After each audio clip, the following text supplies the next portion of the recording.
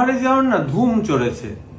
আমার কাছে যেই আসছে, ডাক্তারবাবু আমি দেখাতে এলাম যাতে দার্জিলিং যাচ্ছি তো ঠান্ডা না লাগে। এমন কখন যাচ্ছেন?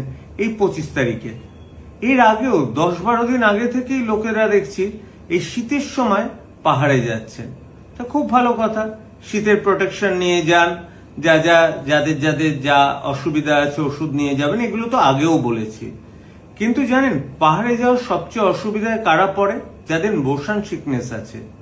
এই মোশন সিকনেসে কারণটা অনেক আছে, কিন্তু আমি যেটা প্র্যাকটিক্যাল কারণ বলতে চাই যে বাচ্চাদের যারা 2 বছরের তলায় তারা কিন্তু মোশন সিকনেসে ভোগে না।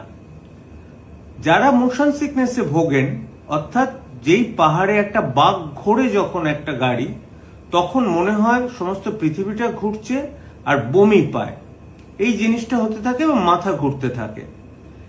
এটার জন্য আপনাদের মনে রাখতে হবে অন্তত পাহাড়ে ওঠার বা গাড়ি চড়ার আধ ঘন্টা আগে ওষুধ খাবেন। এই কথাটা মনে গেঁথে নিন। সাথে সাথে ওষুধ খেলে কিন্তু মোটেও কাজ হবে না। কি ওষুধ খেতে পারেন?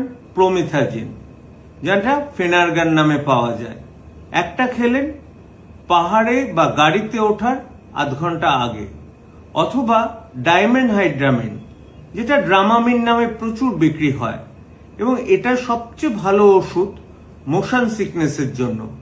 9 বছরের উপরে আপনি সবাইকে এটা দিতে পারেন যাদের মোশন সিকনেস আছে।